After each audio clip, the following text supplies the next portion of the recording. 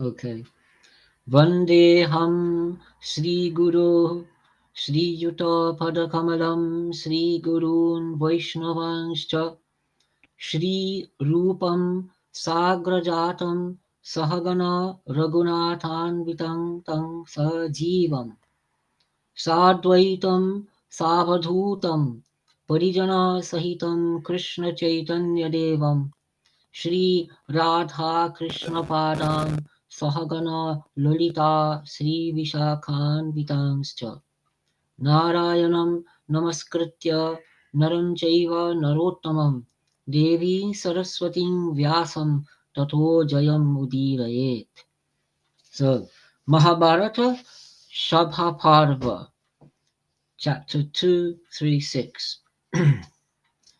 So, in this count, there's 1,000 chapters altogether in the whole thing, What do you mean in what thing?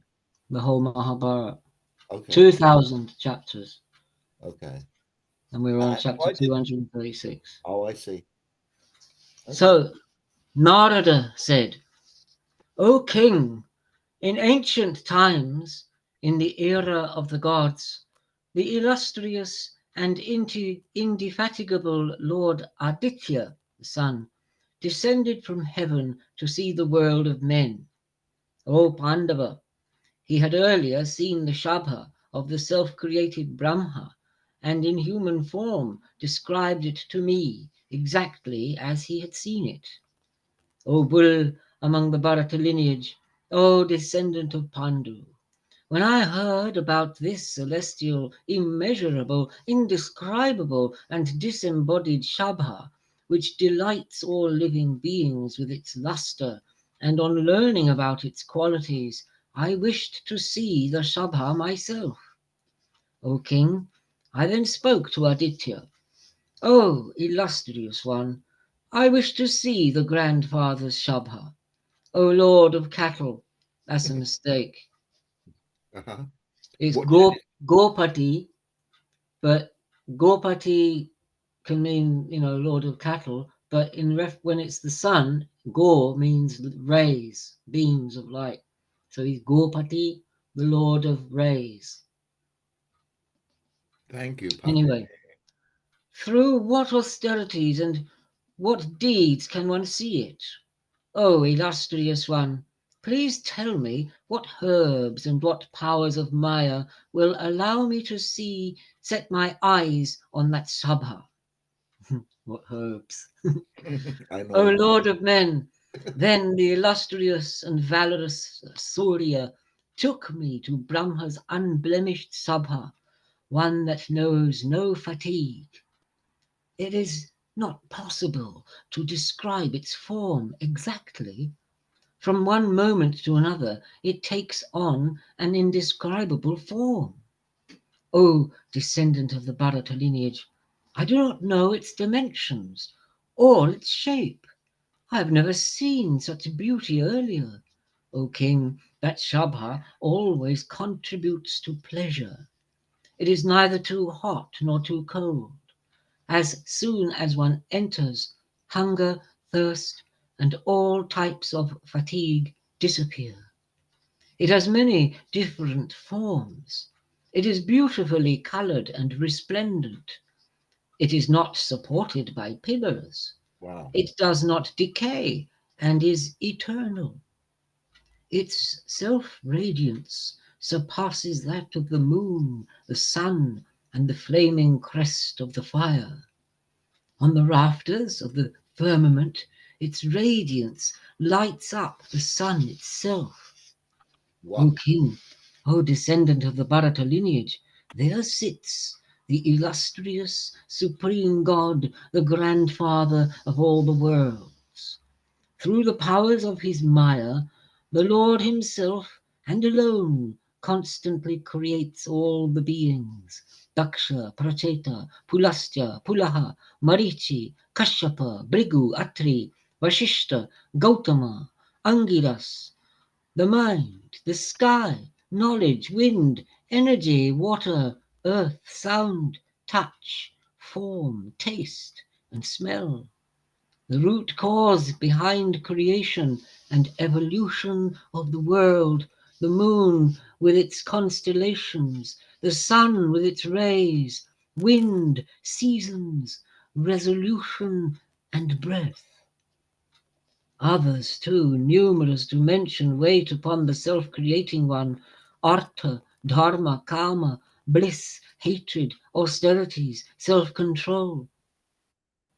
O descendant of the Bharata lineage, O Pandava, O Lord of the earth, the Gandharvas and the Apsaras go there together, and all the 27 lords of the world, Shukra, Brihaspati, Buddha, Angaraka, Shani, Rahu, all the planets, Mantra, Ratantara, Harimat, Vasumat, the Adityas with their lord, all the gods known by diverse double names.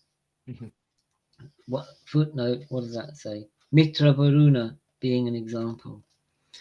The Maruts, Vishwakarma, the Vasus, the classes of ancestors, all the sacrificial offerings, Rig Veda, Sama Veda, Yajur Veda, Atharva Veda, all the sacred texts, histories, the minor Vedas, all the Vedangas, cups for Soma, sacrifices, all the gods, the distress removing Savitri, 7 kinds of speech, understanding, perseverance, learning, wisdom, intelligence, fame, forgiveness, Sama hymns, songs of praise, different types of chants and commentaries with their arguments in embodied form.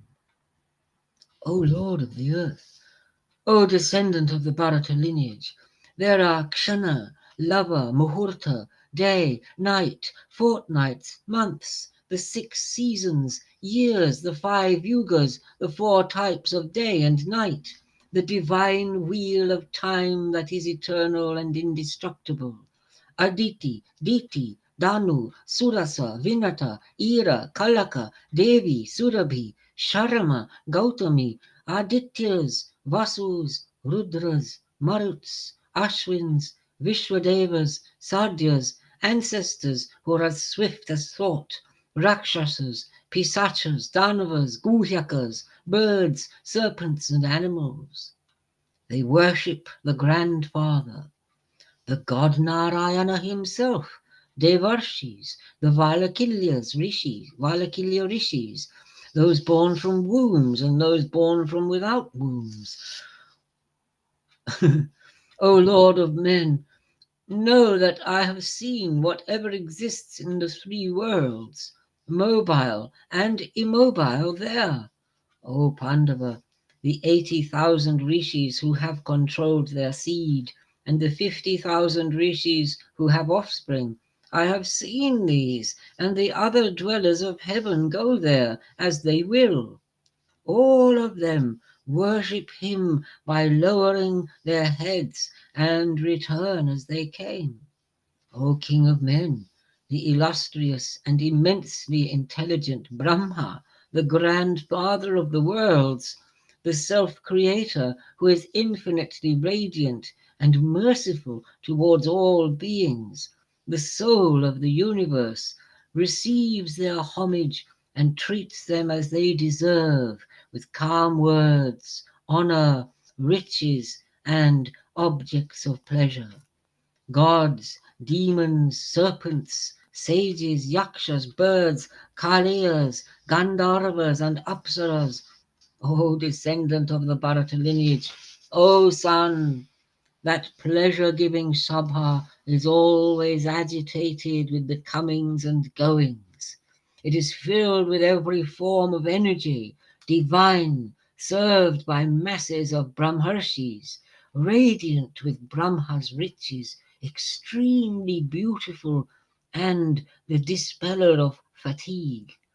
O tiger among kings, just as your What did Shabha I just do?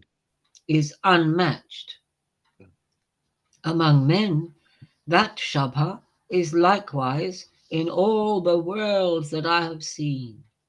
O Pandava, these are the Shabhas that I have seen earlier among the gods. Your Shabha is supreme to all in the world of men.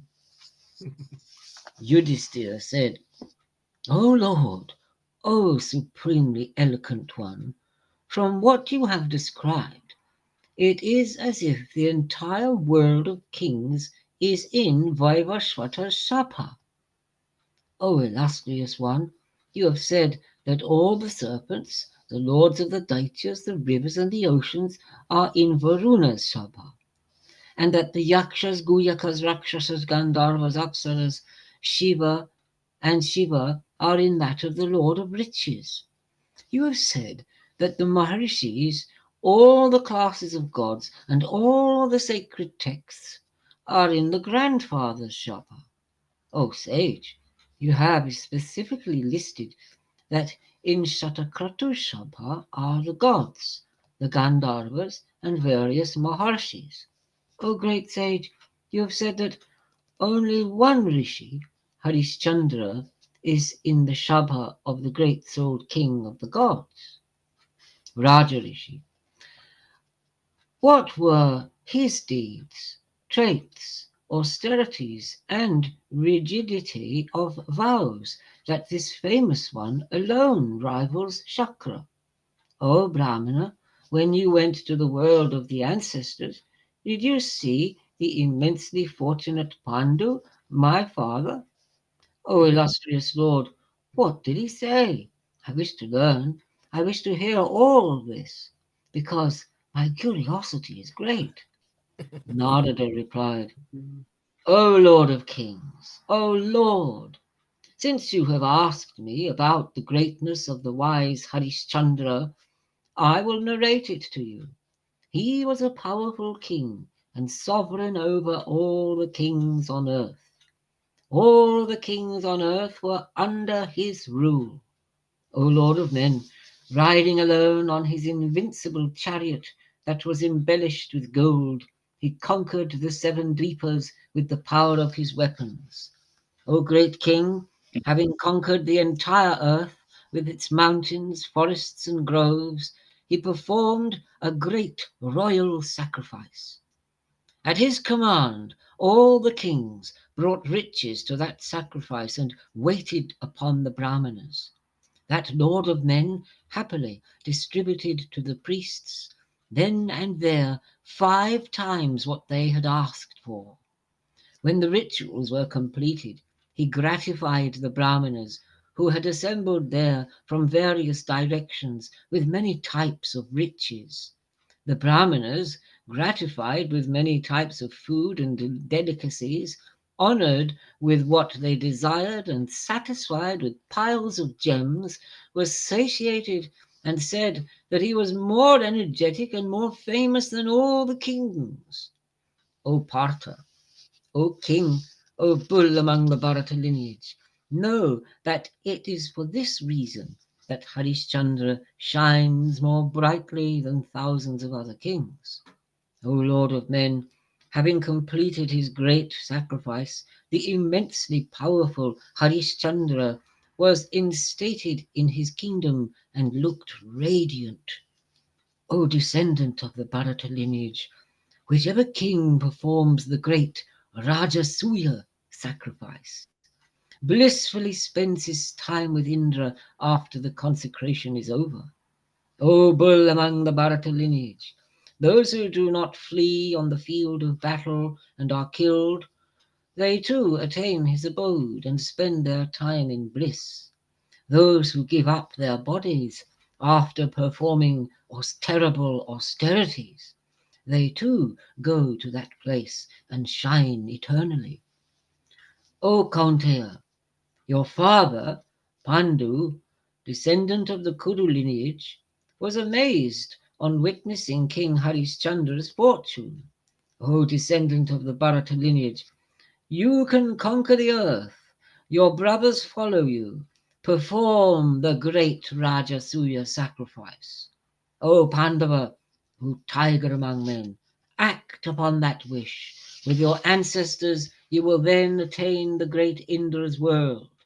O king, It is said that this great sacrifice is constrained by many obstacles. Brahma Rakshasas, destroyers of sacrifice, look for holes. A war may follow it, leading to the destruction of the earth. For a small reason, a terrible destruction may ensue. O Lord of Kings, reflect on this and do what is good for you. Always be watchful in protecting the four Varnas.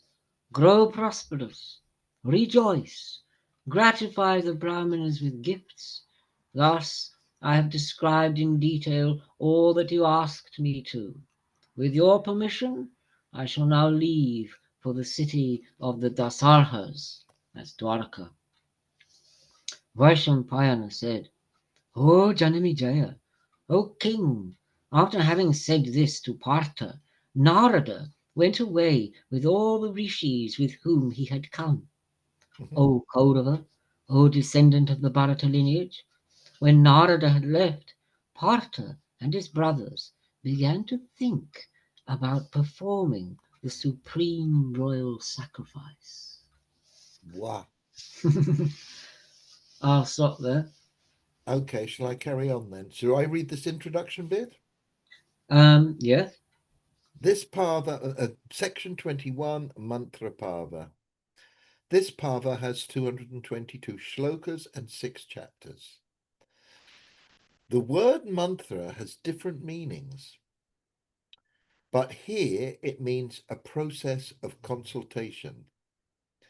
This section is therefore about a process of consultation prior to the royal sacrifice. Okay, the word mantra has different meanings, but here it means a process of consultation. This section is therefore about a process of consultation prior to the royal sacrifice. 1 Yeah, minute. it does mean that. You know, like the Prime Minister is called Pradhan Mantri. That's right. So mantra means consultation or advice, No, but you're snoring. as well as the other meanings. Sorry. Okay. Vaishampayana said, 237:12, O descendant of the Bharata lineage, having heard the words of the Rishi, Yudhisthira sighed, and thinking about performing Rajasuya, could find no peace. He had heard about the glory of the great-souled Rajasis, and had learned that they had attained the pure worlds through their deeds and sacrifices. In particular, he thought about Rajarshi Harishchandra, who had performed the sacrifice, and thought about performing the Rajasuya. Having honoured all those who were present in his Shabha, and having been honoured by them in return, he consulted them about the sacrifice. The Lord of Kings and bull among the Kuru lineage, after reflecting a great deal, made up his mind to perform Rajasuya. King Yudhisthira, protector of Dharma, supreme among those who know all Dharma, attentive to his subjects and always acting for the welfare of everyone without distinction, extraordinary in his energy and power, reflected on what would bring welfare to all the worlds. Having thus conducted himself and having thus reassured everyone like a father, no one could be seen who hated him, and he came to be known as Ajata Shatru. That supreme among eloquent ones assembled his advisers and brothers and repeatedly asked them about Rajasuya. Having been thus asked by the immensely wise Yudhisthira, who was eager to perform the sacrifice, the advisers then uttered words that were deep with meaning. A consecrated king who wishes to achieve the characteristics of an emperor and attain the traits of Varuna performs this rite, even though he is a king.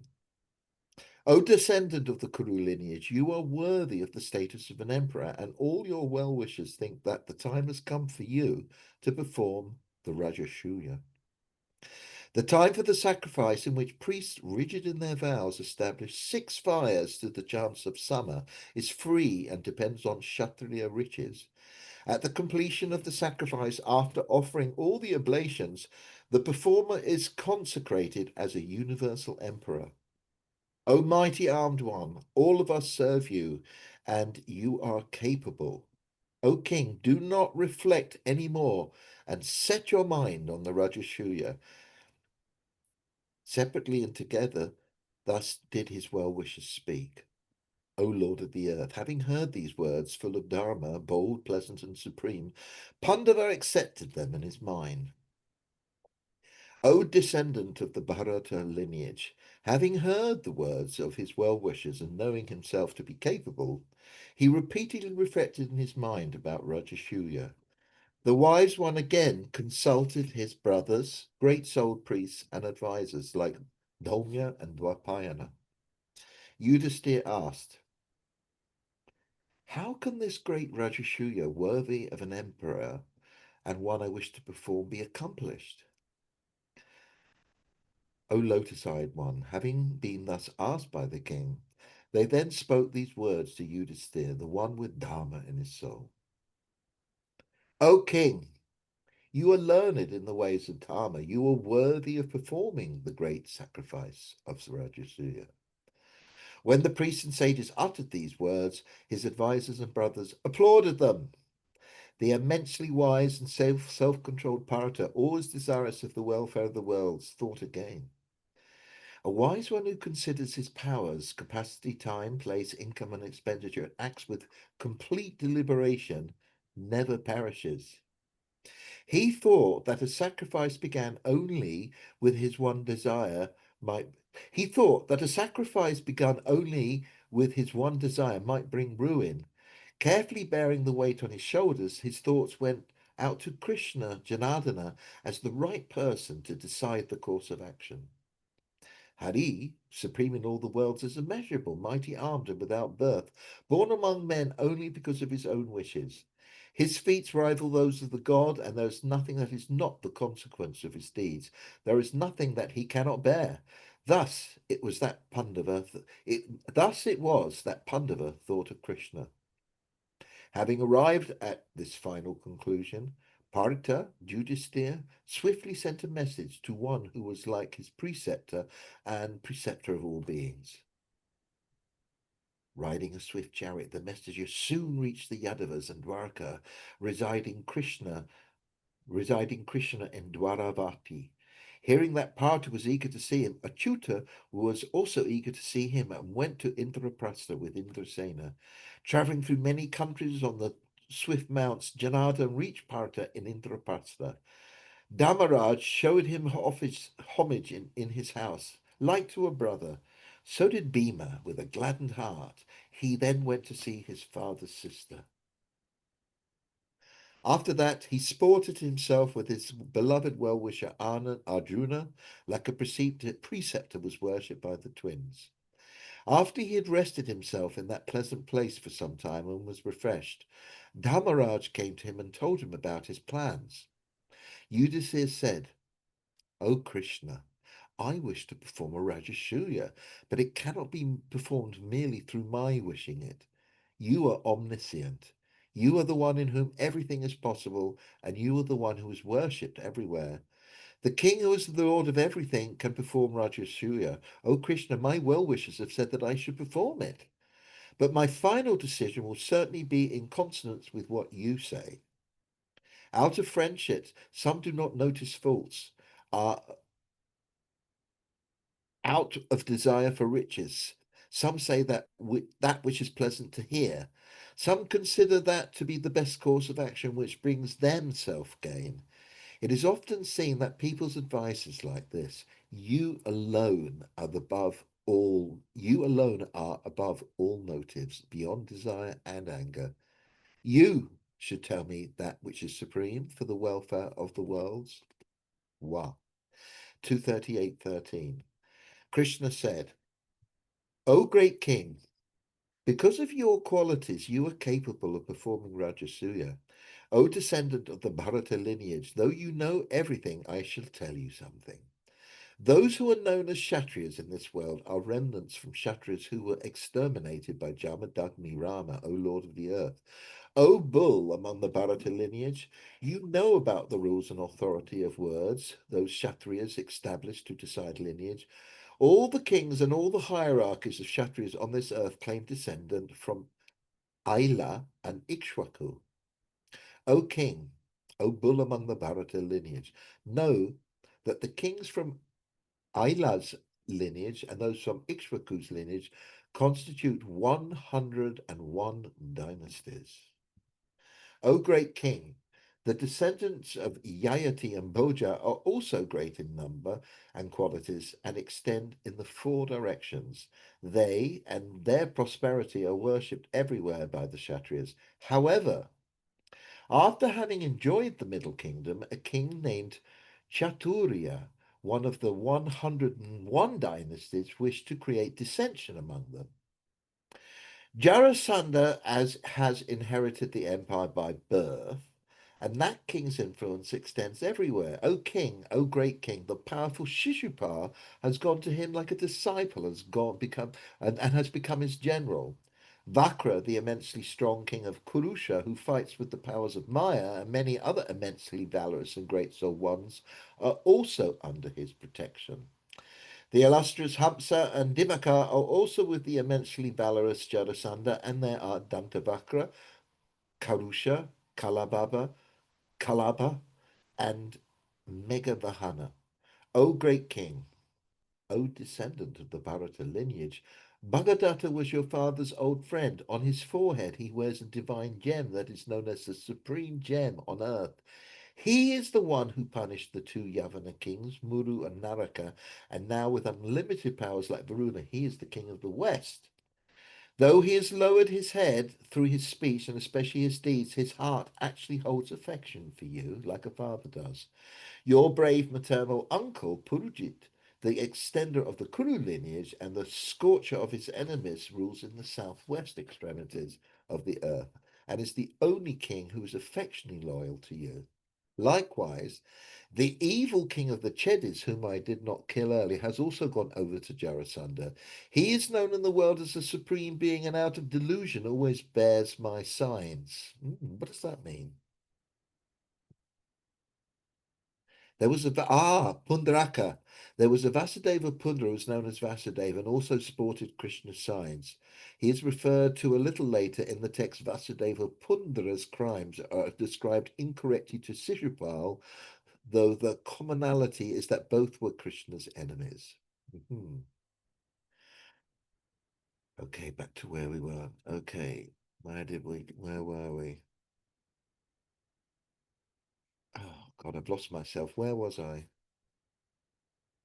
The signs.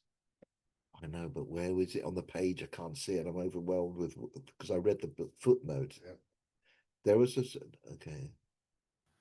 Where you've got the number 18. Yeah, 18. Yes, thank you. There is also a king powerful in Vanga, Pundra, and Kirata, known as Vasudeva Pundra. Okay, that was it. There is also the powerful Bhishmaka Chaturya of Boja, a friend of Indra's and a slayer of enemies. Through his learning and strength, he has conquered Pandya and Kratakaishika. The valorous Ariti is his brother and is like Jamadagni Rama in battle. They also serve the king of Magadha. We are his relatives and always do what is agreeable to him. But though we honor him, he doesn't honor us and always does what is disagreeable to us. O king, without bearing in mind his lineage and his strength, he has only seen Jarasandha's blazing flame and has placed himself under him. O Lord, out of fear for Jarasandha, the 18 branches of the northern Bhojas have fled to the west, and so have the Shurasenas, the Bhadrakaras, the Bodhas, the Shalvas, the Pachacharas, the Shushtaras, the Shukatas, the Kurindas, and the Kuntis. The kings of the Salvayas, together with their brothers and attendants, the southern Panchalas and the eastern Koshalas from the Kunti region, have also fled. Out of oppressive fear for Jarasandha, the Matchas and the Sanyastavatas have left the north in terror and fled to the south. All the Panchalas have abandoned their own kingdoms and fled in all directions. Sometime earlier, Kamsa, mindless in folly, oppressed his relatives and married the two daughters of Brihadrata's sons, making them his queens. They are named Ashti and Prapti and are Sahadev's younger sisters. Strengthened by this alliance, that foolish one oppressed his relatives and became superior to all of them, though this brought him great ignominy. The evil-hearted one then oppressed the elders among the Boja kings, and in a desire to save their relatives, they concluded an alliance with us. I served my relatives by marrying off Ahuka's daughter Santuno to Akrura. Then Sankarsana, acting as my second, I killed Kamsa and Sunama with Rama's assistance. O king, though that immediate danger was averted, Jarasandha rose up in arms against us. I always wanted to know that, actually. What's going on behind the scenes? It's all being revealed. Do you want to put that light on? Sorry. Um, the 18 branches of the Yadavas consulted among themselves. Even if one killed with mighty weapons that can kill, it's a bit too much, 100 at a time, one would not be able to kill him in 300 years because he had two supreme warriors named Hamsa and Dibaka. They were the strongest of the strong, with power like that of the immortals. When the valorous Jarasandha was united with these two brave warriors, there was no one in the three worlds who could vanquish them. Such was my view, O supremely wise among wise ones. This was not only my view, it was the view of all the kings who exist. O king, the great king, famous as Hunsa, was engaged in battle for 18 days. O descendant of the Bharata lineage, a rumor spread that Hamsa had been killed. On hearing that Hamsa had been killed, Dipaka decided that he could not continue to live in this world without Hamsa. He drowned himself in the Jamuna, and in this way met his death. When Hamsa, the vanquisher of enemy cities, heard the news about Dibaka, he too immersed himself in the Jamuna and drowned. O bull among the Bharata lineage, when King Jarasandha heard about their deaths in the waters, he left Thurasena and returned to his own city. Wow. When that enemy-killing king returned, we were delighted and began to live happily in Mathura again. But the lotus-eyed wife of Kamsa, Jarasandha's daughter, went to her father, the king of Magadha. O Lord of kings, O destroyer of enemies, she repeatedly urged him to kill her husband's killer. O great king, we remembered the advice we had given ourselves at the earlier council.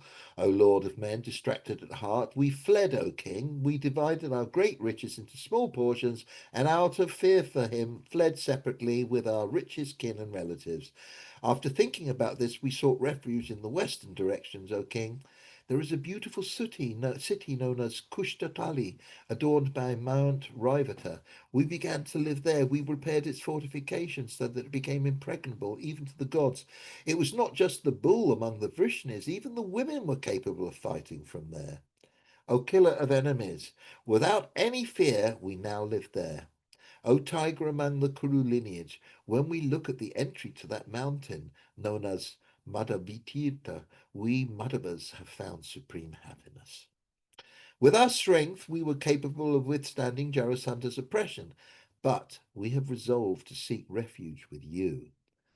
Our habitation is 3 yojanas deep and extends for 3 yojanas. At intervals of 1 yojana, there are 100 gates, and portals are guarded by brave and valorous Kshatriyas from the 18 branches. There are 18,000 warriors in our lineage. Ahuka has 100 sons, and each of them has 300 more.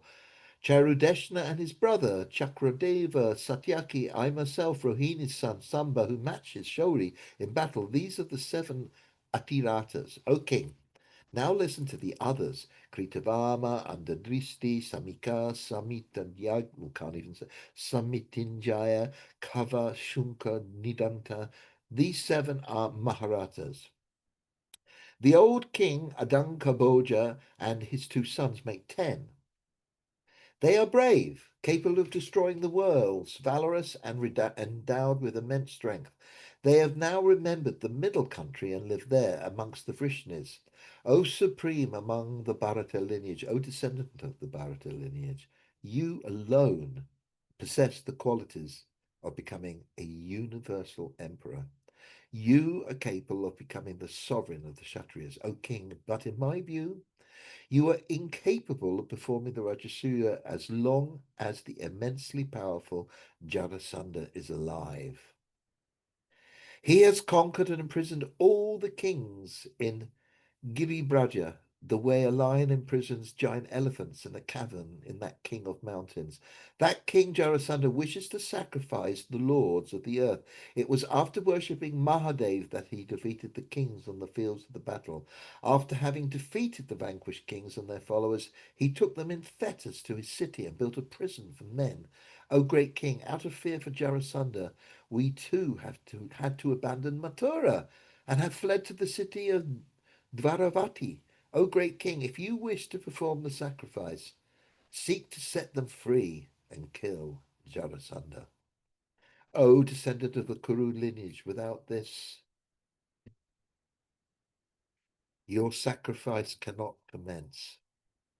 O supreme among those who are wise, this alone can lead to Rajasuya. O king, O unblemished one, this is my view. Do you think otherwise?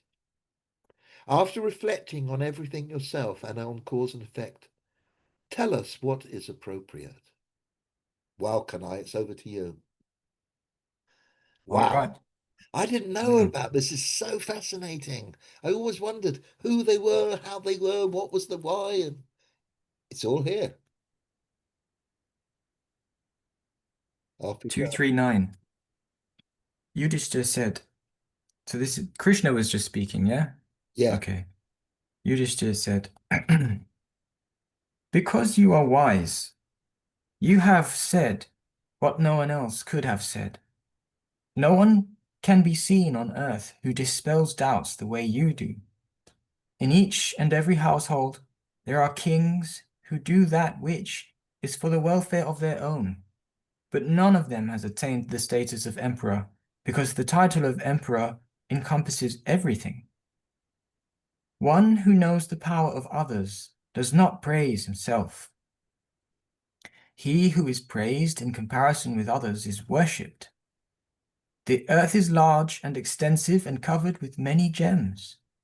O extender of the Vrishni lineage, it is by traveling far that one gets to know what is best. I consider tranquility to be supreme, because from that freedom follows. I do not think the highest goal can be attained if I begin this right.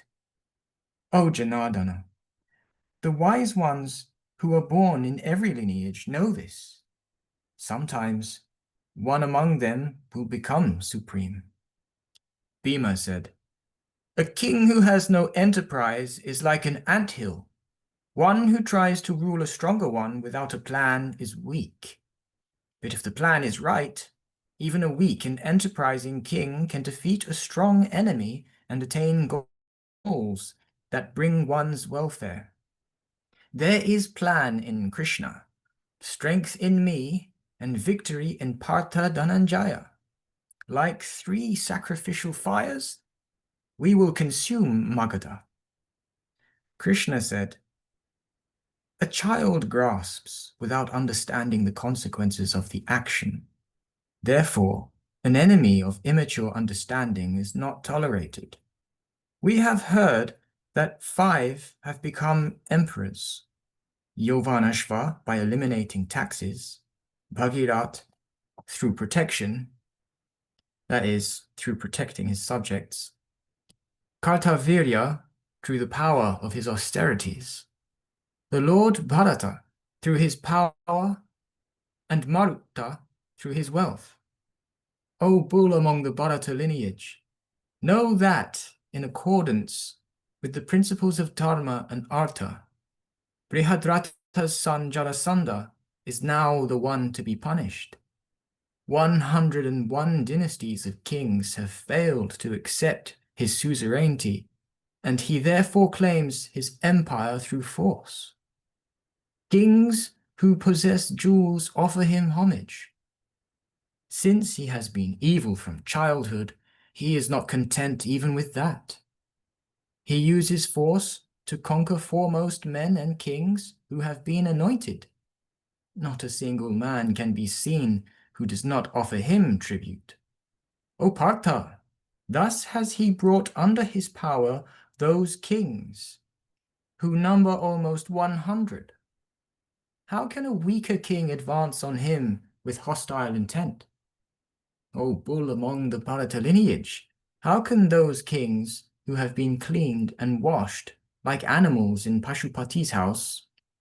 There's a reference. Pashupati is Shiva, literally the lord of animals. The sense is that the imprisoned kings have been prepared like sacrificial animals. So, how can these kings, washed like animals in Pashupati's house, be happy with their fate? It has been said that a Kshatriya is honored when he is killed by weapons. Why should we then not collectively oppose the Magadha? O king, Jarasandha has already brought under his sway 86 kings and waits for the others to complete his cruel act. Footnote. Jarasandha is waiting for the tally of imprisoned kings to become 100, which is when he will sacrifice them. Carrying on. He who obstructs him from accomplishing this will obtain blazing fame. He who defeats Jarasandha will certainly become emperor. 240. Yudhishthira said, intent on my selfish interest of becoming an emperor, how can I force you to go out, depending on strength and courage alone? Bhima and Arjun are my eyes, and you, Janardhan, are my mind. What kind of life will be left for me without my eyes and my mind? When you have met Jarasandha's invincible and valorous forces, exhaustion alone will defeat you. What will your efforts serve? There is disaster if the opposite of what is intended becomes the outcome. O Janardana, listen to my thoughts. I think it best to always refrain from this course of action. My heart is against it.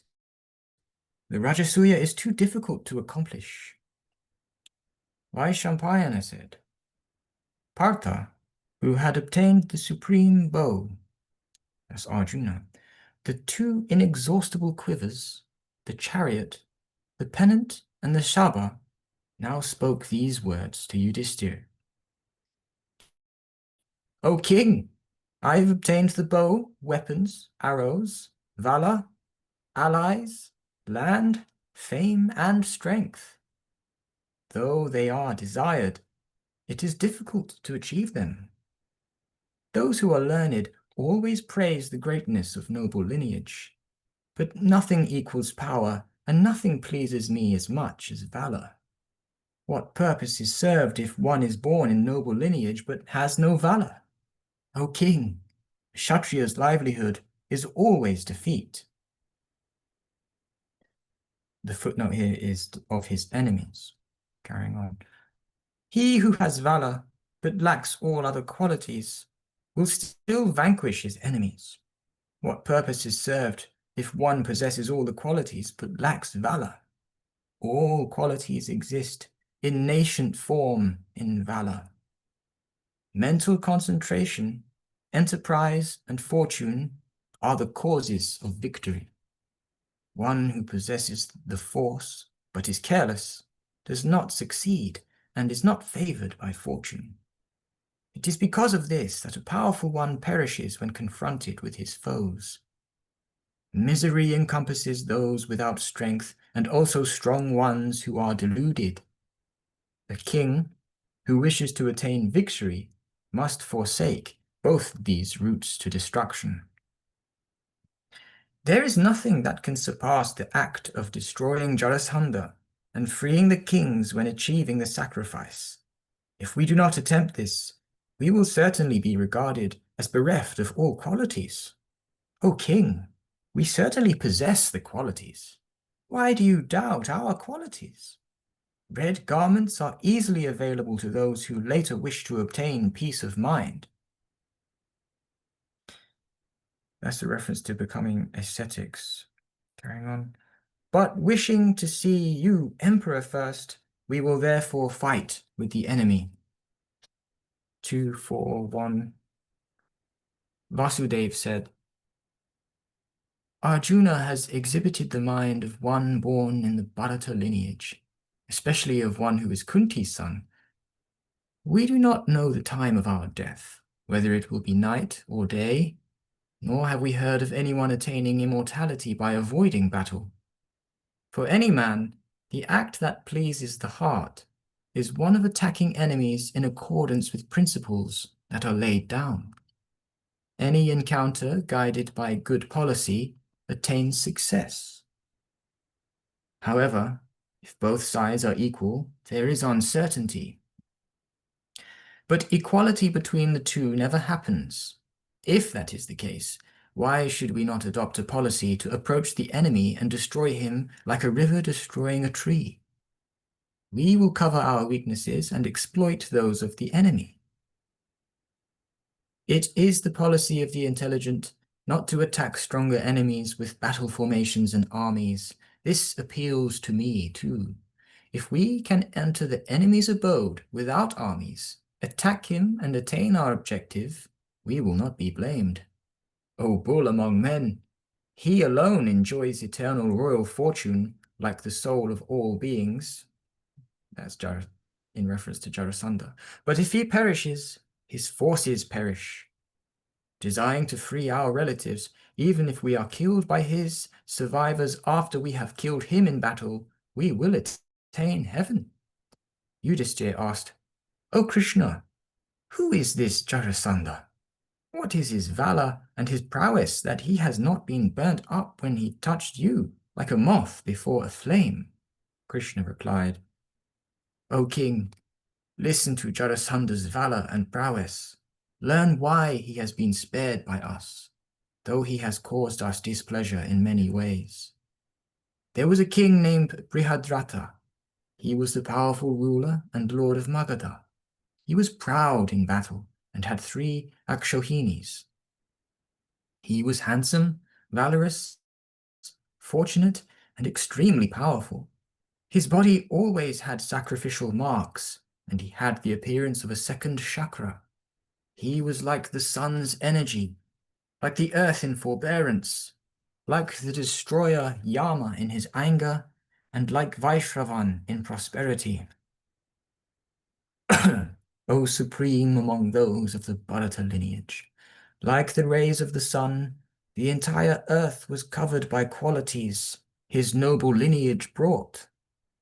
O bull among those of the Bharata lineage, that immensely valorous one married the twin daughters of the king of Kashi, blessed with beauty and riches. That bull among men had a contract in the presence of his wives that he would love them equally and not show preferences. O Lord of men, this king then shone with his beloved and suitable wives, like elephant with 2 she-elephants. Between them, the Lord of the earth was resplendent, like the embodied ocean between Ganga and the Yamuna. His youth passed away, immersed in pleasures, but no son was born to him to carry forward his lineage, though he performed many auspicious rites, oblations and sacrifices, so as to obtain a son. But the best of kings did not obtain a son to extend his lineage. One day, he heard that Chanda Koshika, the son of the great-souled Kakshivat, descended from Gautama, had become tired of ascetic pursuits. Roaming as he willed, he had come and had sought shelter under a tree. The king and his wives satisfied him with offerings of all kinds of jewels. That supreme among rishis was always truthful and devoted to the truth. He spoke to the king thus, O king, I am satisfied with you, you who are devoted to your vows, ask for a boon. Brihadrata and his wives bowed down before him, in a voice choked with tears of despair, since there was no prospect of setting eyes on a son. Brihadrata said, O illustrious lord, I am about to give up my kingdom and depart for the austerities of the forest. I am unfortunate. What will I do with a boon or with the kingdom? On hearing this, the sage seated under the shade of a mango tree controlled his senses and began to meditate. A mango fell into the lap of the seated sage. It was whole, without holes, and without being touched by the beaks of birds. That supreme among sages picked it up, and pronouncing a mantra over it, handed the king that unblemished fruit as means of obtaining a son. The immensely wise great sage spoke to the king. "O king, depart. Your wish has been fulfilled. O lord of men, return. O bull among the Bharata lineage, remembering the contract, that supreme of kings gave the single fruit to his two wives. Dividing the fruit into two equal parts, the beautiful ones ate it. The sage always spoke the truth, and what he had said was certain. They both conceived as a result of eating the fruit. On seeing them, the king became extremely happy. O king, O immensely wise one, after some time, when the appropriate time arrived, the two queens gave birth to two half-bodies. Each had one eye, one arm, one leg, half a stomach, half a face, and half a buttock. At the sight of these half-bodies, the two of them were miserable and trembled. The anxious sisters consulted each other. In great misery, they abandoned the two half-bodies, though they had life in them. The two midwives carefully wrapped up those imperfectly born half-bodies and left the inner quarters through a back gate. Discarding them, they returned in haste. O tiger among men! There was a Rakshasa woman named Jara, and she noticed them. Where they had been thrown at a crossroad, she noticed them where they had been thrown at a crossroad. She lived on flesh and blood. Driven by destiny, that Rakshasa woman united the two bodies, as it would become easier to carry. O bull among men, as soon as the two halves were united, they became one body, and a brave child emerged. O king, the Rakshasa woman's eyes widened in amazement. She was no longer able to carry the child, whose body was as hard as a vajra. The child balled his copper-red hands into fists, inserted them in his mouth, and began to roar like a monsoon cloud heavy with rain. O tiger among men, O destroyer of enemies, extremely alarmed at this sound, the inmates of the inner quarters rushed out, together with the king. Weak and jaded, though their breasts were full of milk, the two queens suddenly came out and reclaimed their son. On seeing them in that condition, and on seeing the king, who was so desirous of obtaining a son, and also on seeing the strong child, the Rakshasa woman reflected, "I live in the kingdom of a king who desires to obtain a son. Therefore, I should not carry off this small child. Like a strip of cloud hides the sun." Assuming human form, she spoke to the Lord of Men. The Rakshasa said, "O Brihadrata, this is your son. Accept him from me as a gift. He was born in the wombs of your two wives, as a result of the boon granted by the Brahmana. He was abandoned by the midwives, but has been saved by me. O supreme among those of the Bharata lineage." At that, on obtaining the son, the beautiful daughters of the king of Kashi sprinkled him with the milk that was gushing out. Having seen all this and understood, the king was delighted. In human form, with a complexion like that of pure gold, the Rakshasa woman did not look like a Rakshasa at all. The king asked, "Who are you? As golden as the womb of a lotus. You have given me my son. O fortunate one, you appear to me like a goddess. Please speak." I've just finished it. That'll be all right. 242. The Rakshasa said, "O Lord of Kings, O fortunate one, I am a Rakshasa woman named Jara, who can assume any form at will, worshipped by everyone. I live happily in your habitation, O righteous one, O king. Therefore, I have always thought about offering you a favor in return. It so happened that I saw the two half-bodies of your son. On my accidentally uniting them, the son surfaced. O great king, this was because of your own good fortune. I was only the instrument. Krishna said, O king, having said this, she disappeared, then and there. The king picked up the boy and entered his own house. The king then performed all the necessary rites for the child. He commanded that a great festival should be held in Magadha in honor of the Rakshasa. The father was the equal of Prajapati and bestowed a name on him. Prajapati is Brahma here. Since he had been united by Jara, he came to be known as Jarasandha. The meaning is, the root Sandha, as in Sandhi, means union or junction. The son of the king of Magadha grew up and became endowed with great energy, large and strong like a fire into which oblations have been offered. After some time had passed, Chandakoshika, the illustrious and great ascetic, once again came to Magadha. Delighted at his arrival, Brihadatra went out with his advisors, subjects, wives, and son. O descendant of the Bharata lineage, the king showed him homage with water for washing the feet, gifts due to a guest, and water to wash his mouth. Then he offered him his son and his kingdom.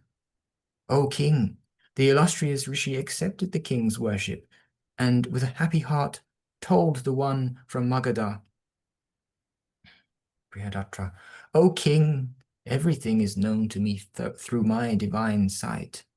O Indra among kings, listen to what will happen to your son. No king will be able to equal this valorous one in valor. O Lord of the earth, like the currents of rivers, make no impression on mountains. Weapons hurled by the gods will cause him no pain. He will blaze forth over the heads of all those who have been consecrated and rob their light the way the sun shines over the lights of the stars. Like moths to a flame, kings who possess large armies and mounts will meet their destruction before him. Like the lord of rivers and rivulets receives swollen river water during the monsoon, he will seize the combined prosperity of all the kings. Like the earth, the abode of all crops, extensively supports good and evil. With immense strength, he will justly uphold the four Varnas. All the rulers of men will be under his subjugation, just as all beings are subservient to the breath of life in their bodies. This Magadha, immensely stronger than everything in all the worlds, will witness with his own eyes Rudra Mahadev Hara, the destroyer of Tripura. O destroyer of your enemies, having said this, the sage thought about all the acts he had to perform and dismissed King Brihadrat. With his relatives and kin, the ruler of Magadha returned to his city and instated Jarasandha. King Brihadrata became detached from worldly pleasures. After instating Jarasandha, King Brihadrata, followed by his two wives, then left for the forest to lead a life of austerities. O descendant of the Bharata lineage, after his father and two mothers had retired to the forest for austerities, Jarasandha subjugated the kings with his own valor. After a long time of austerities in the forest, King Brihadrata and his wives attained heaven by virtue of their austerities. He had Hamsa and Dibaka, incapable of being killed with any weapons. They were best among the intelligent in their council and skilled in the art of war. I have already told you about these mighty ones earlier. My view is that these three were more than a match for the three worlds. O valorous one, O great king, such is the one whom the powerful Kukuras, Andakas, and Vrishnis ignored, because that was the right policy. Okay. Jay. Section 22, Jharasandha Vad Parva. This section has 195 shlokas and 5 chapters. 243. Vasudeva said, Hamsa and Dibhaka have fallen. Kamsa and his advisors have been killed. The time has therefore arrived for Jarasanda's killing. He is incapable of being defeated in battle by all the gods and the demons, but we understand he is capable of being vanquished in a battle of breath. Policy exists in me. Power exists in Bhima. Valor exists in Arjuna. O king, we will overcome him like three fires. If that lord of men is confronted by the three of us alone, there is no doubt that he will engage one of us in a duel. Out of contempt for the worlds and his pride in himself, he will certainly challenge Bhimsen to a duel. The mighty armed and immensely strong Bhimsen is his match, like death is of the worlds that confront their destruction. If your heart knows, and if you have confidence in me, then without losing any more time, entrust Bhimsen and Arjuna to me. Vaishampayana said, having been thus addressed by that illustrious one, and on seeing Bhima and Partha standing there with smiles on their faces, Yudhishthira replied, O Achyuta, O Achyuta, do not speak to me in that fashion. You are the lord of the Pandavas. We seek refuge with you. O Govinda, everything that you have said is right. You never lead those whom Lakshmi has forsaken. As I follow your instruction, Jarasandha is dead. The kings have been set free. I have achieved the Rajasuya.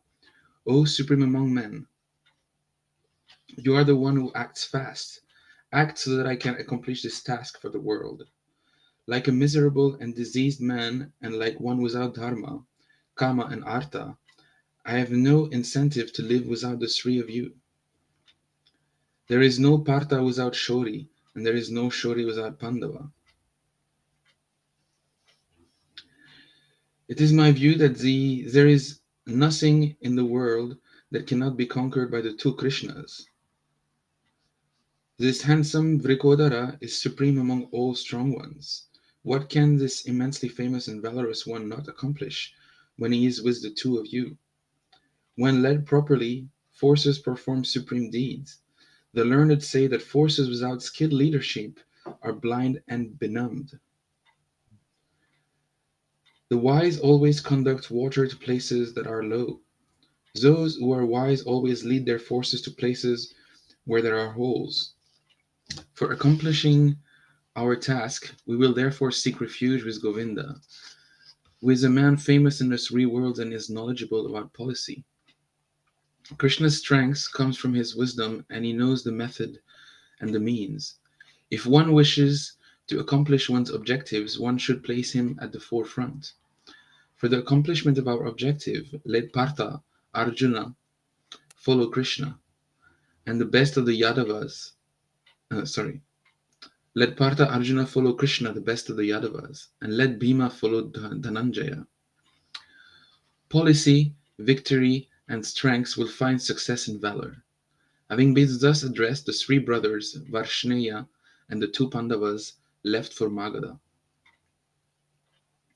They were radiant in the attire of Brahmanas who had completed their studies. Their well-wishers bade them farewell with affectionate words. Their bodies were like the sun, the moon, and the fire. Inflamed with anger at the oppression of their relatives, their bodies were then terrible to behold. On seeing the two Krishnas, invincible in battle, united in the same purpose and with Bhima at their forefront, it was thought that Jarasandha was already dead. The two great-souled ones were the lords of all deeds, everything that drove the deeds of Dharma, Artha, and Kama. Having left the land of the Kurus and traversing the middle of Kuru Jangala, they reached the beautiful Padmasara and traversed Kalakuta. Kalakuta, a mountain towards the north. They then crossed Gandaki and Shona and Sanadhira.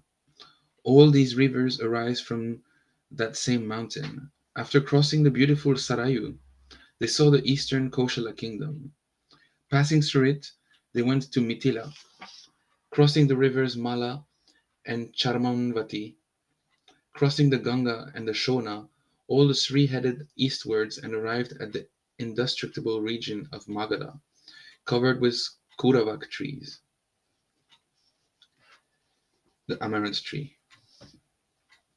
Ascending Mount Gaurata, they saw the city of Magadha, always resplendent with cattle, overflowing with water, and full of beautiful groves. 244. Vasudev said, O Partha, this is the great and beautiful city of Magadha. It is rich in cattle and is always full of water. It is prosperous and has no disease and has many splendid mansions. O Tata, the word is usually used for a son but has a more general meaning and can be applied to any student. O Tata, there are 5 large mountains, the extensive Vehara, Varaha, Vrishabha, Rishigiri, and the beautiful Chaitya. These 5 giant mountain peaks are covered with trees with cool shade, and though separate, seem to collectively protect Girivraja. They seem to be concealed in a forest of fragrant and beautiful Lodra trees, tree with red or white flowers, beloved by lovers, and with the tips of their branches covered with blossoms. It was here that the great-souled sage Gautama, rigid in his vows, begot on Ushinara's Shudra daughter sons like Kakshivana.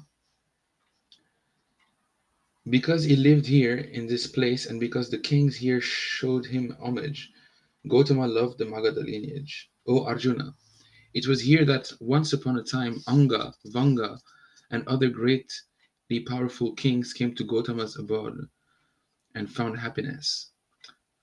O Partha, behold the beautiful array of Priyalas, trees, and the charming Lodras growing near Gautama's abode. Arbuda and Chakrabapi, serpents who scorched their enemies, lived here. This was the abode of Swastika and the supreme serpent Mani. Because of Mani, Magadha is never avoided by clouds.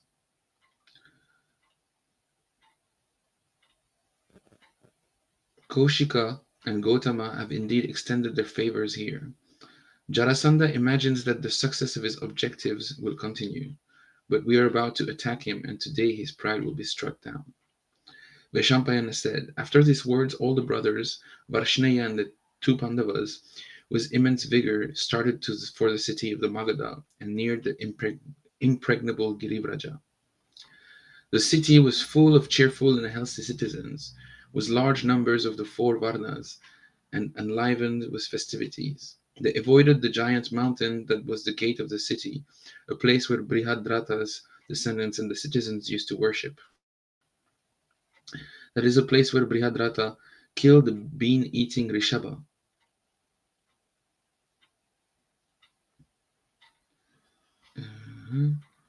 Having killed the bean-eater, he had 3 kettle drums made, and stretching the hide over them, had these placed in his city. There, divine blossoms showered when the kettle drums were sounded. They rushed to the end where Chaitya was, beloved by inhabitants of Magadha. In their desire to kill Jarasandh, it was like placing their feet on his head. The peak was fixed, immensely large and ancient. It was always worshipped with flowers and garlands and was firmly established. With their large and mighty arms, the heroes broke it down. They then saw the city of Magadha and entered it. At that time, the priests were showing homage to King Jarasandha. While he was seated on an elephant, they carried the sacred fire around him. O descendant of the Bharata lineage, the 3 of them entered, ready to do battle with Jarasandha, dressed as devoted Snatakas, and with no weapons other than their bare arms. They saw the supremely prosperous shops stocked with foods and garlands, swollen with objects of every quality and with every object that satisfies desire. Having witnessed the prosperity along the streets, those supreme of men, Krishna, Bhima, and Dhananjaya, proceeded along the royal road, and those immensely powerful ones forcibly grabbed garlands from a garland maker. Then, attired in many colored garments, adorned with garlands and beautiful earrings, they entered the palace of the wise Jarasandha, like lions from the Himalayas looking at a pen full of cattle. O great king, the arms of those mighty armed warriors were smeared with sandal and aloe paste. They shone in radiance, like pillars made of rock. On seeing them, as large as elephants, with shoulders and chest as tall and broad as shala trees, the inhabitants of Magadha were astounded. Those bulls among men, immensely strong, passed through 3 rooms that were full of people and proudly arrived before the king. Jarasandha arose and greeted them and showed them homage, with water to wash their feet, gifts due to guests, and a mixture with honey, as is prescribed. Having shown these courtesies, the lordly king welcomed them. O king, this was because this was the vow, famous honors, which he followed. Whenever he learned that Snataka Brahmanas had arrived, even if it was the middle of the night, the king, who was a conqueror, arose to greet them. On seeing their strange attire, Jarasandha, supreme among kings, approached them and was astonished. O supreme among the Bharata lineage, as soon as those bulls among men and slayers of enemies saw Jarasandha, they spoke thus: O king, may there be health and welfare for you in everything. O tiger among kings! Having said this, they stood there looking at the king and at each other. O Indra among kings! Jarasandha then told the Pandavas and the Yadava, who were disguised as Brahmanas. Please be seated. Blazing in radiance like fires at a sacrifice, those 3 bulls among men took their seats. O descendants of the Kuru lineage! Then King Jarasandha, always devoted to the truth, spoke to them in a tone of disapproval because of the way they were dressed. This much is known to me. Nowhere on earth, nowhere in the world of men, do Brahmanas who observe the Snataka vow ever outwardly adorn themselves with garlands or fragrant paste. Who are you, thus adorned in flowers, though your arm bear the marks of wielding bowstrings? You seem to be Brahmanas, but you bear the proud signs of Kshatriyas. You are dressed in colorful attire, and you outwardly sport garlands and fragrant paste. Tell me who you truly are. Truth is the ornament of kings. Why did you break down the Chaitya mountain and enter my abode by means other than through the proper gate? Are you so fearless as to insult the king? This act does not mesh with your supported character. So tell me what your intention is.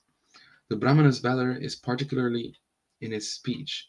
You have arrived before me in this inappropriate way, and you decline to accept the homage I offer you in courtesy. Why have you come to me? At these words, the great soul Krishna, skilled in the use of words, replied in words that were both serene and grave. O king, know that Brahmanas, Kshatriyas, and Vaishyas all possess the right to observe Snataka vows. There are rules that are general and those that are specific. A Kshatriya who observes specific rules always obtains great prosperity. Good fortune is certain for those who adorn themselves with flowers, and we have therefore warned them. A Kshatriya's valor is in his arms. His valor is not in the power of speech. O son of Brihadrata, it has thus been said that his speech is never bold. O king, Brahma has placed his own energy in the arms of Kshatriyas. If you wish to witness it, there is no doubt that you will witness it today. The wise always enter the house of a well-wisher through a gate, but use that which is not a gate for the house of an enemy. That is the reason we have avoided your gate. Know that whenever we enter the house of an enemy to accomplish an objective, we never accept his homage. That is our eternal vow. 245. Jarasandha said, I do not recall that I have ever exhibited any enmity towards you. After reflection, I cannot see any evil act I have done towards you. O Brahmanas, if I have never done an evil act and am innocent, why do you regard me as an enemy? Tell me honestly, because that is the principle followed by the truthful. There is no doubt that if injury is done to an innocent man, there is a violation of dharma, and one's mind suffers, even if one is a kshatriya.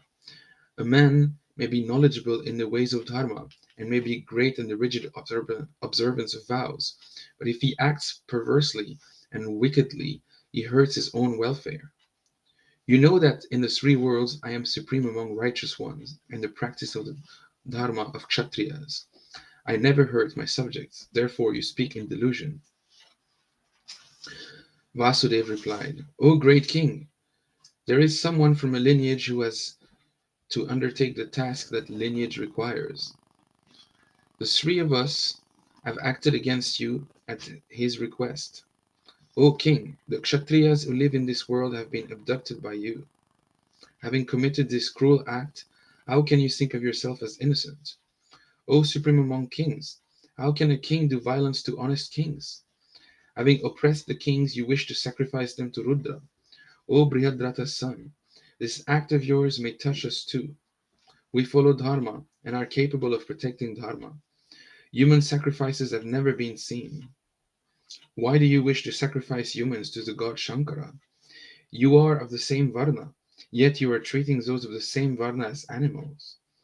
O Jarasandha, if there is if is there any other mind that is as perverted as yours? We help all those who are distressed. For the protection of our kin, we have come here to counter you, the one who is acting so as to destroy our kin.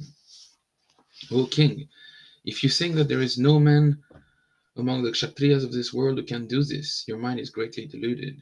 O king, which kshatriya who knows the nature of his own noble birth will not wish to attain unparalleled heaven by falling in the field of battle?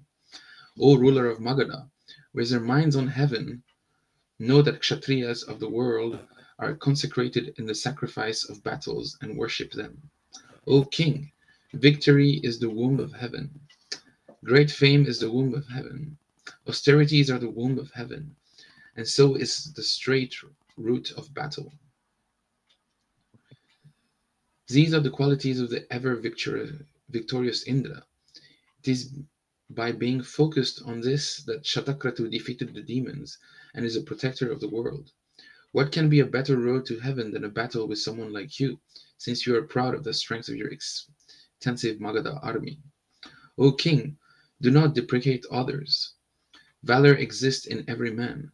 O lord of men, you are superior only if you don't know of valor equal to yours, and as long as glory equal to yours is not known.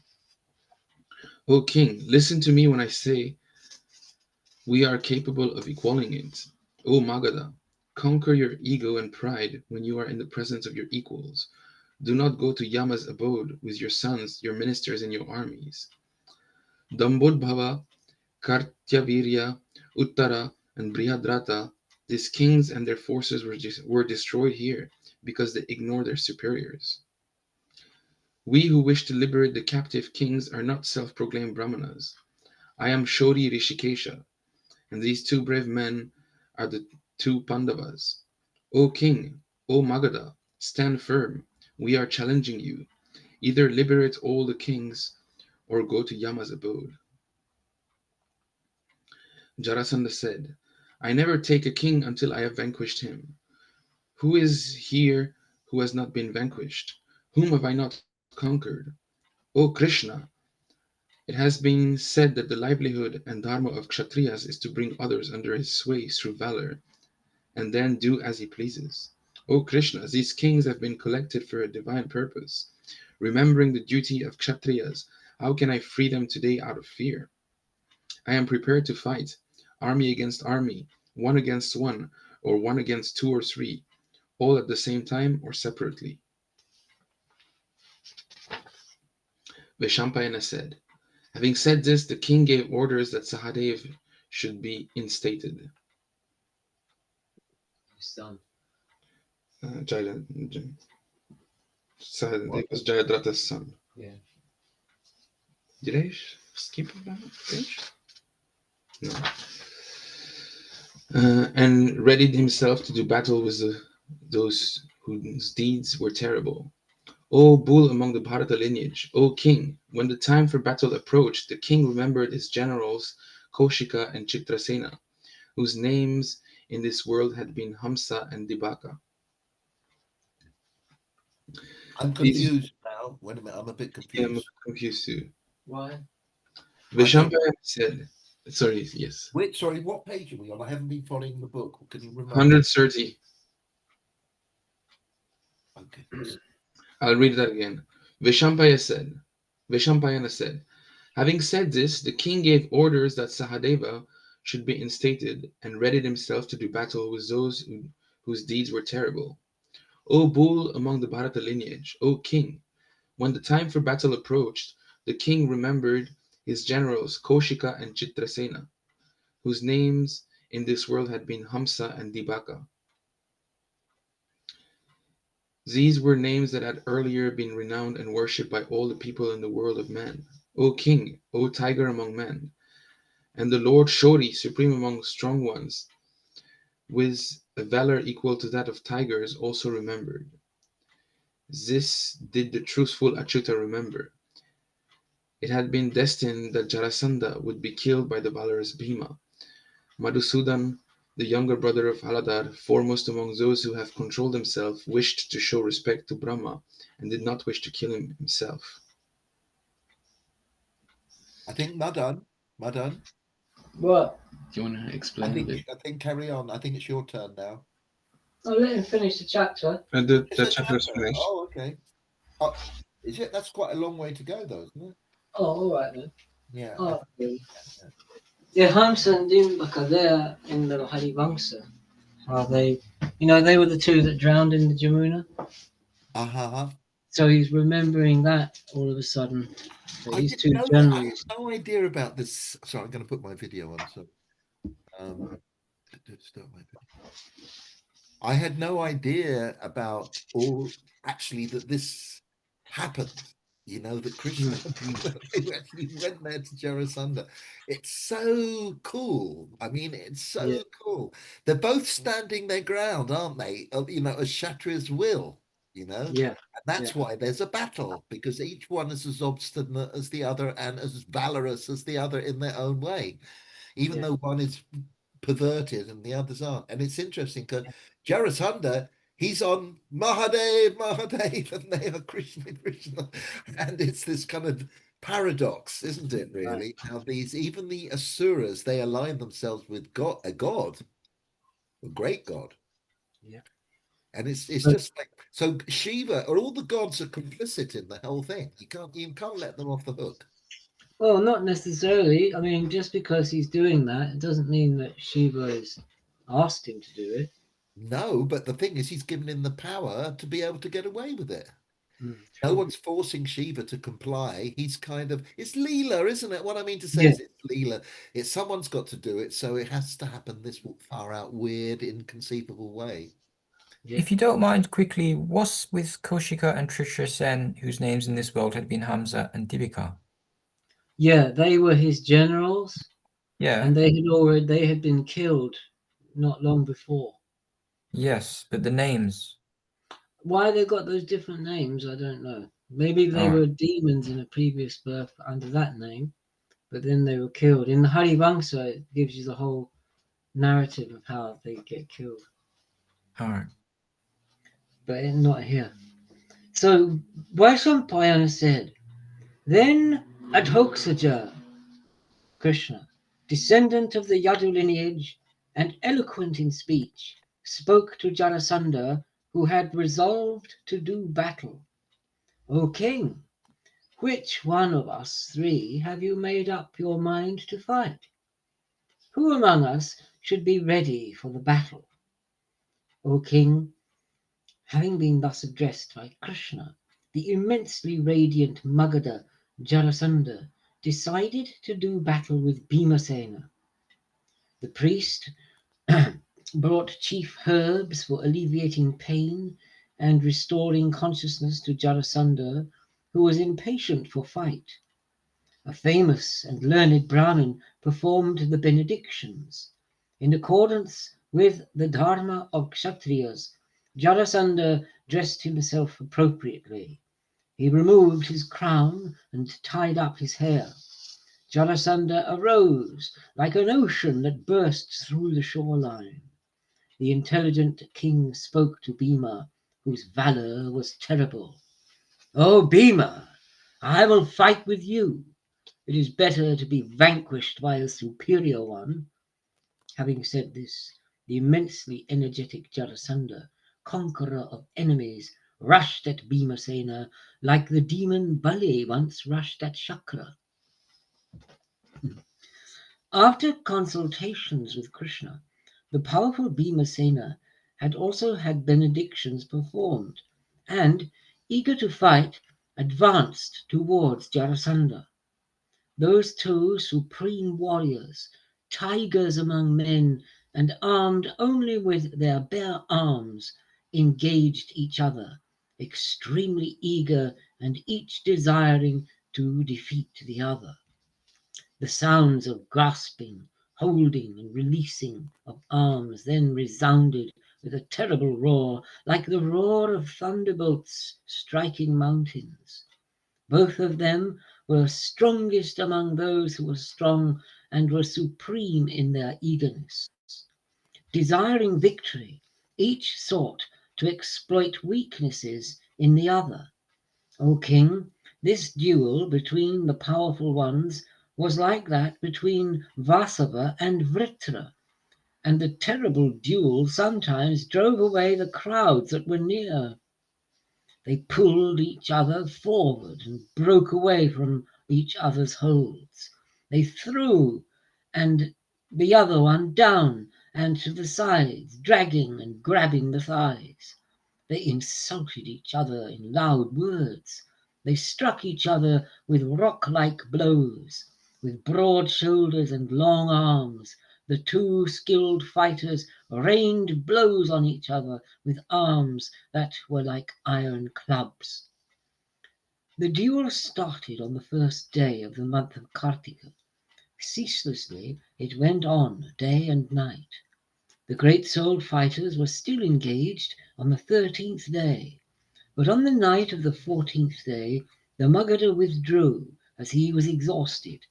O king, on seeing that the king was tired, Janardana spoke as if to Bhima of the terrible deeds.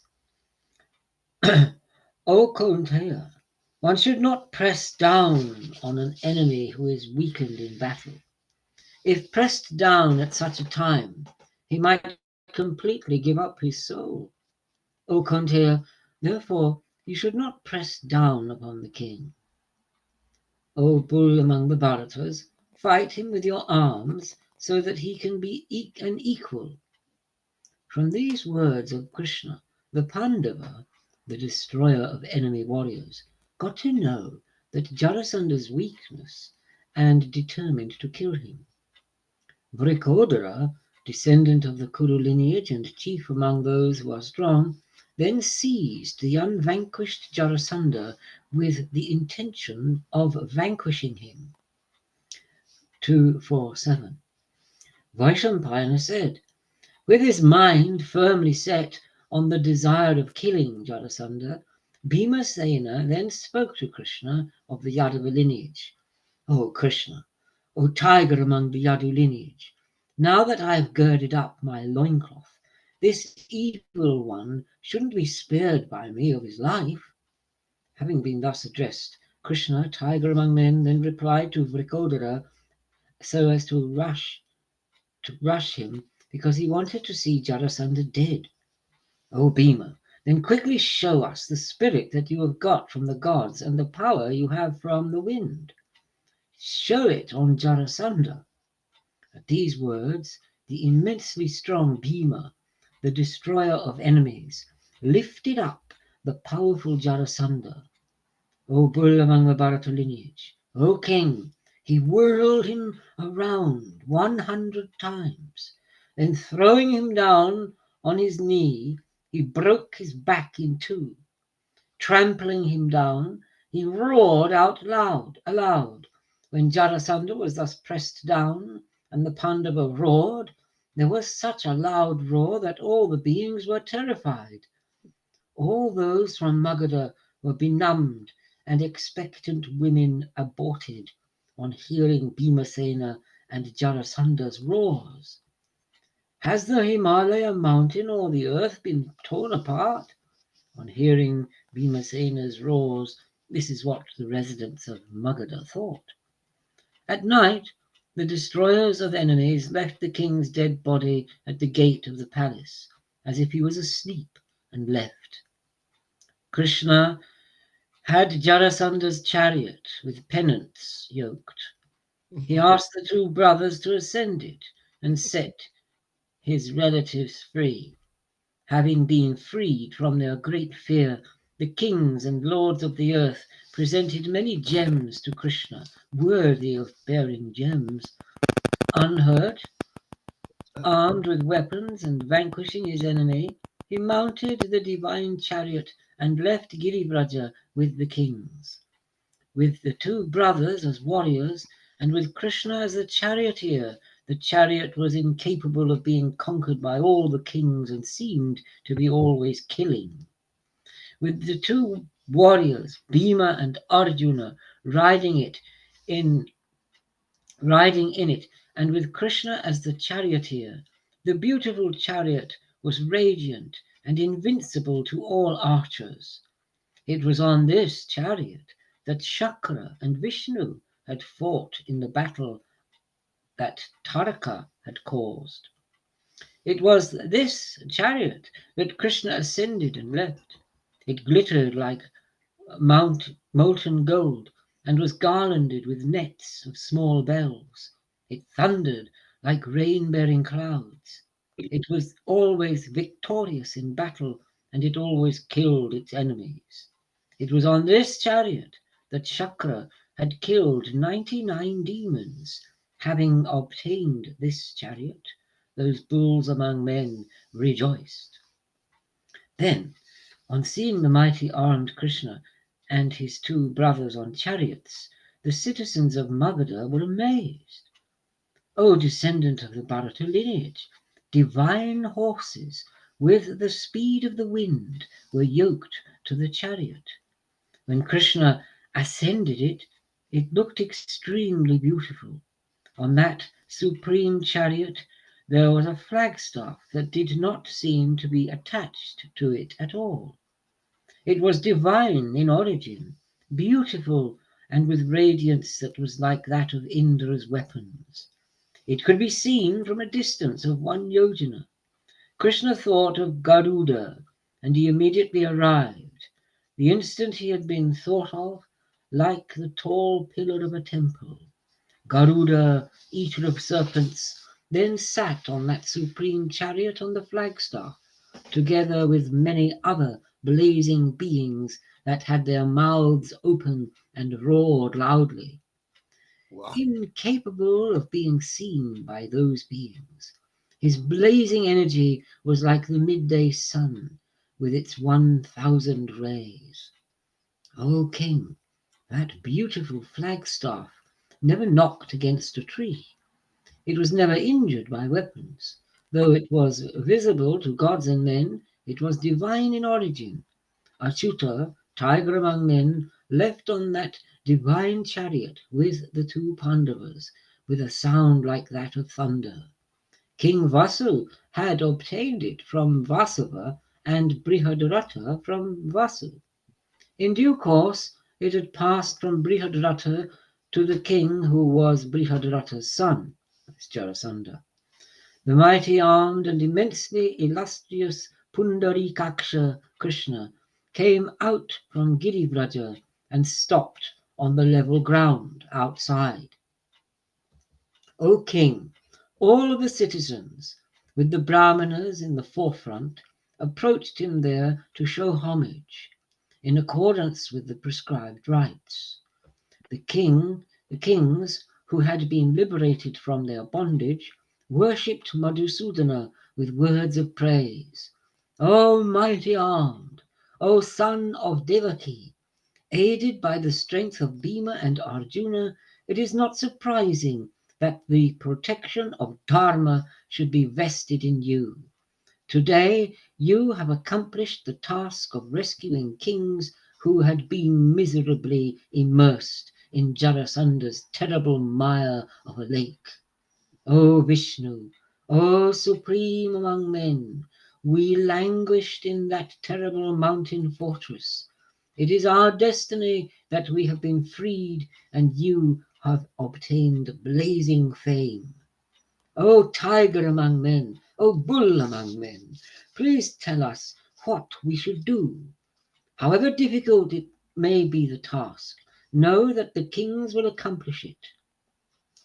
Reassuring them, the great-minded Hrishikesha said, Yudhishthira wishes to perform the Rajasuya. He who lives by Dharma and wishes to become a sovereign emperor, all of you must aid him in the sacrifice. O bull among the Bharata lineage, then all those kings gave their words with happy hearts. The lords of the earth then made Dasarha, Krishna, share in their riches. Though disinclined, Govinda accepted out of affection towards them. The Mahabharata Sahadeva, Jarasanda's son, came out with his relatives and his advisors, with the priest at the forefront. Sahadeva bowed down low before Vasudeva, God among men, and bowed down homage with presents of many gems. Krishna provided assurances to the frightened one. Then and there he instated Jarasanda's son. Having been allied with Krishna and having obtained homage from the two Parthas, the intelligent king again entered Brihadrata's city. The lotus-eyed Krishna, resplendent with supreme radiance and laden with many riches, left with the two Parthas. Achyuta and the two Pandavas went to Indraprastha. On meeting Dharmaraja, he happily said, O supreme among kings, through good fortune Bhima has killed the mighty Jarasandha. The kings who were imprisoned have been set free. O descendant of the Bharata lineage, through good fortune the skilled Bhimasena and Dhananjaya are well. They have returned unharmed to their own country. Then Yudhishthira worshipped Krishna as he deserved. He embraced Bhima and Arjuna in delight. Having eliminated Jarasandha and obtained victory through his brothers, Ajatasattu enjoyed himself with his brothers. The Pandava and his brothers then went to the freed kings and, in accordance with age, showed them homage and paid their respects. They then gave them leave to depart. Having been thus instructed by Yudhishthira, the kings swiftly left for their own respective kingdoms on their different mounts, happy in their hearts. Thus did the immensely intelligent Janardana, tiger among men, get his enemy Jarasandha killed through the Pandavas. I said, I'm just hip hip hooray! O descendant of the Bharata lineage, having ensured Jarasandha's killing through his intelligence, that conqueror of enemies then took leave from Dharmaraja, Pritha, and Krishna, and from Subhadra, that meaning Draupadi there, Bhimasena, Falguna, and the twins. Having taken leave of Dhaumya, he prepared to leave for his own city in that chief divine chariot, radiant as the bright morning sun. It had been given to him by Dharmaraja, and it thundered over the directions. O bull among the Bharata lineage, led by Yudhishthira, the Pandavas circumambulated Krishna, whose deeds never decay. O descendant of the Bharata lineage, when the illustrious Krishna, Devaki's son, departed, the Pandavas obtained great glory. They had won a victory and had provided security to the kings. This deed added to that, O king. They themselves found great joy in Draupadi.